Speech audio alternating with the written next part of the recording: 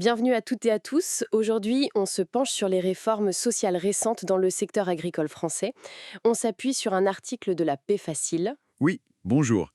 Ces changements, ils viennent de la loi de financement de la sécurité sociale annoncée en février 2024. D'accord. Et l'objectif derrière tout ça. En fait, il est double. D'abord, aider les jeunes agriculteurs à s'installer. C'est le premier point. Mhm. Et ensuite, améliorer les retraites pour les exploitants actuels et aussi pour les futurs. Ok. Alors, décortiquons un peu tout ça. On a donc deux grands volets, si je comprends bien. C'est ça, le soutien aux jeunes et la réforme des retraites. Parfait. Commençons par les jeunes, alors. Ceux qui ont entre 18 et 40 ans et qui se lancent. Exactement. L'article parle d'une aide spécifique pour eux, une exonération de cotisations sociales. Oui, c'est la mesure phare pour l'installation. Une exonération partielle et dégressive. Dégressive, c'est-à-dire. Ça veut dire que l'aide est plus forte au début et qu'elle diminue progressivement sur 5 ans. Ah, d'accord. Et ça concerne quelle cotisation exactement? Alors ça touche plusieurs cotisations, maladie, invalidité, maternité, les allocations familiales et aussi l'assurance vieillesse de base. C'est assez large. Je vois. Et cette dégressivité, elle se traduit comment en chiffres? L'article donne des détails, Oui, oui. oui, c'est assez précis. La première année, c'est 65% d'exonération avec un plafond qui est autour de 3 600 euros. 65%, c'est pas mal pour démarrer. C'est un vrai coup de pouce au début, oui. Puis ça baisse. 55% la deuxième année, 35% la troisième, Ok. ensuite 25% la quatrième, et ça finit à 15% la cinquième année. Le plafond diminue aussi chaque année, bien sûr. D'accord. Donc l'idée, c'est vraiment d'amortir le choc financier des premières années. Exactement. L'objectif, c'est de faciliter cette phase critique du lancement où la trésorerie est souvent très tendue. Pour stabiliser l'exploitation plus vite. Voilà.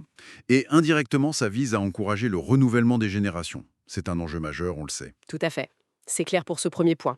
Passons maintenant au second volet, les retraites. C'était un sujet sensible, ça, non? Oh oui, très sensible. Les pensions agricoles étaient souvent jugées vraiment insuffisantes. Et qu'est-ce qui change concrètement?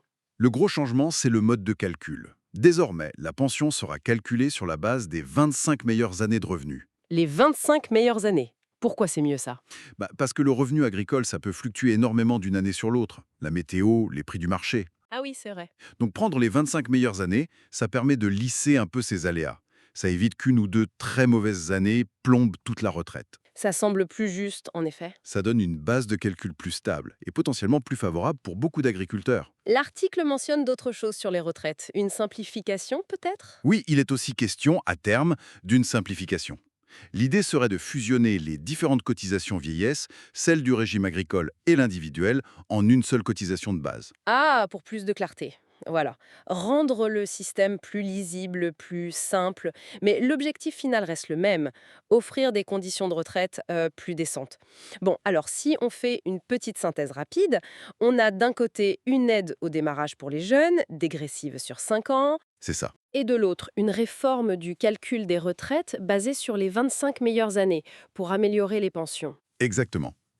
Ce sont des réponses à des difficultés bien réelles du secteur agricole. Mais est-ce que ce serait suffisant? Bonne question. Comme le souligne l'analyse, ce sont des premiers pas.